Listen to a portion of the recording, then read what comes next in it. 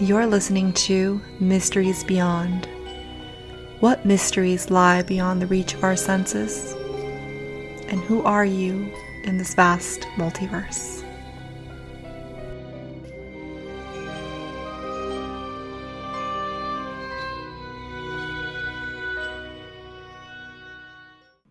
Hello, and welcome to Mysteries Beyond. I'm your host, Laura Lavender. For thousands of years in cultures all over the world, there have been stories, legends, and folklore about water spirits, mermaids, and sirens. From what I have found, the earliest mentions of mermaids are from Assyria, which was located in the northern part of Mesopotamia around 1000 BC. It is the story of the goddess Atargatis. She is the goddess of the moon, feminine powers, fertility, and water. And she was worshipped about 4,000 to 3,000 years ago. According to the myth, Atargatis fell in love with a mortal shepherd, and because she underestimated her divine powers, she accidentally killed her lover. And distraught by guilt and heartache, she went to the lake with the intention of drowning herself. But the powers that be at that time would not have her and her godly beauty die over a mere mortal. And so, Atargatis grew a fishtail and was instantly able to breathe and see perfectly underwater. It is said that during the years she was most worshipped, she had a temple made out of gold, and that there was a giant statue of her also made out of pure gold and diamonds. There was also a pool in the temple filled with living fishes, and worshippers had to swim through the pool to get to her altar. You see, water is the element of emotions, and Atargatis went through a transformation due to her heartache. And till this day, mermaids hold the elements that the goddess Atargatis has. Those are healing powers of water, irresistible beauty, magic, and connections to both the moon and emotions. Although many people use the terms mermaids and sirens interchangeably, there is a difference. When we hear sirens, we usually conjure up the image of a half-human, half-fish creature.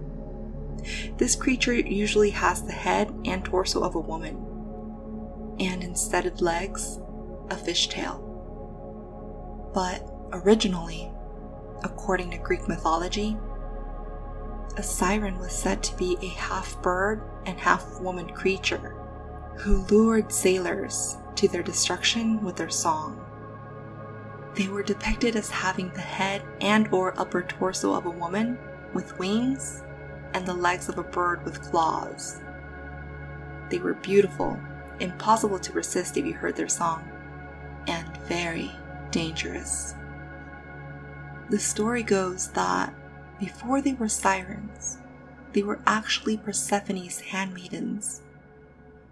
And when Persephone was abducted by Hades, the god of the underworld, Persephone's mother, Demeter, the goddess of harvest, ordered the handmaids to quickly search and find her and rescue her.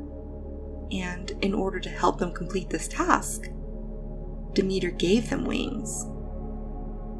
The handmaidens looked and searched everywhere, calling out to Persephone using their sweet voice, but Persephone was not found.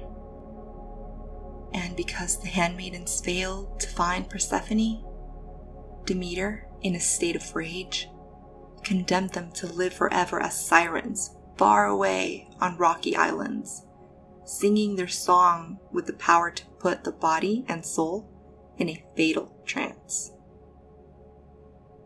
Even in Homer's Odyssey, there was actually no physical description given, only that their song led men to their death. And ever since then, two aspects still remain the same. One, their song leads men to their deaths. And two, they live out at sea.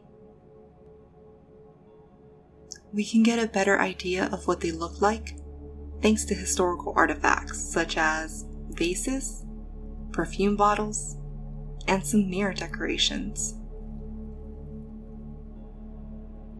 It wasn't until sometime during the medieval ages where sirens became known to be half human, half fish creatures. And it was also during this time that mermaids and/or sirens were considered an agent of the devil as well as a symbol of deceit. They were often depicted on church furniture holding a fish, which symbolized the entrapment of the soul of the Christian that was drawn to sin by charms and flattery. Since then, mermaids were seen in a very negative way, and were even considered a bad omen. Some even thought that their presence meant that a thunderstorm or a hurricane was coming. From what I have found, birds were associated with death and water. And this is because ancient Egyptians believed that we were made from both physical and non-physical parts. The ba was a representation of the non-physical parts, and it was described as a half-bird hybrid after death. It manifested just at the point of death and was said to represent the whole of the deceased qualities. And another part of the soul would have to cross the waters of a lake to reach eternal life. And Isidore of Seville, a Spanish scholar and bishop, wrote that sirens have both wings and claws, or talons, because sexual desire both flies and wounds, and they live amongst the waves because the waves gave birth to Venus, the goddess of love.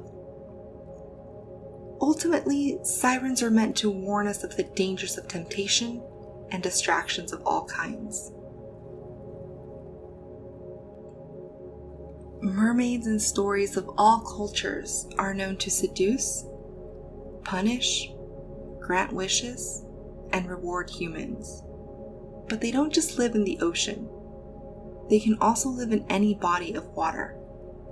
In rivers and lakes, for example. And because mermaids are known to have powers, and given that their element is water, it is said that they can bend water with their hands and mind. They have the ability to boil, freeze, and/or cool water. Over time, mermaids were also confused with water spirits. Water spirits also reside in all bodies of water, including ponds and fountains. And like water, they are powerful and unpredictable. And that's what makes them both frightening and wonderful. These beings do not like to be contained and are also known to shapeshift. But one of the biggest differences between mermaids and water spirits is that out of the two of them, mermaids are more friendly, and water spirits are known to be more mischievous and are most commonly regarded as evil spirits.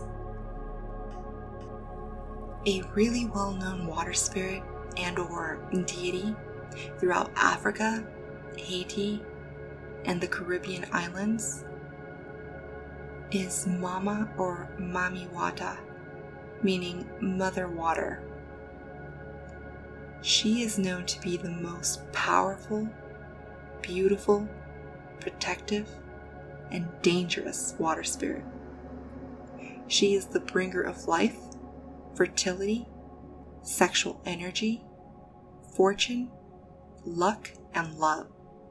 And she is often depicted as a mermaid, a snake charmer, and/or a combination of both. She is also said to have long black hair, is light-skinned, and has the ability to walk the streets in the form of a gorgeous woman.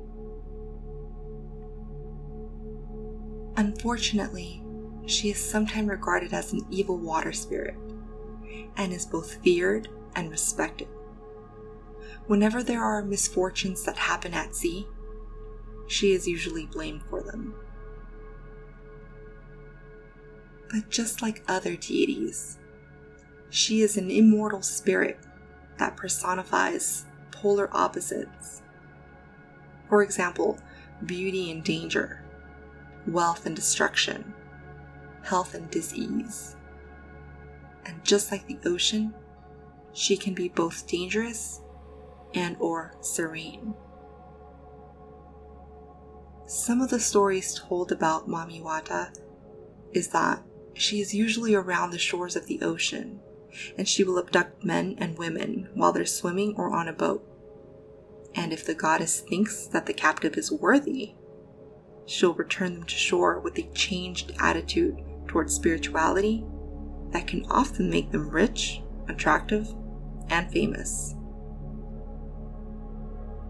There are many people near Haiti and Jamaica who have reported seeing mermaids, having been abducted by them, and having come into contact with these water beings. Even some Greek and Scottish families today claim that they are the descendants of mermaids. And this is because there are a lot of tales, no pun intended, that mermaids used to trade their tails for human legs and would marry humans. Some legends state that if you find a mermaid's comb, you take it, and if it was meant for you, you will be graced with fame, fortune, and wealth. But if it was not meant for you, then you'll start to go insane, and it will bring you a lot of misfortune to the point where you'll be begging the mermaids to take it back, and for their forgiveness.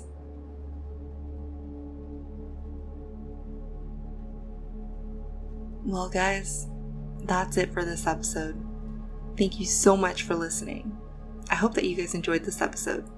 And if so, go ahead and subscribe so that you may be notified of all other future episodes. Also, don't forget to check out our website at www.mysteriesbeyond.com and or follow us on social media on Facebook at Mysteries Beyond and or on Instagram at lauralavender.mb. And lastly, if you have any questions, or if there's any feedback, or if there's simply anything that you just feel like sharing, you can email me at lauralavender.mb@gmail.com.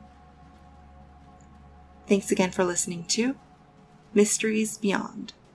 I'm your host, Laura Lavender, and I'll see you guys next episode.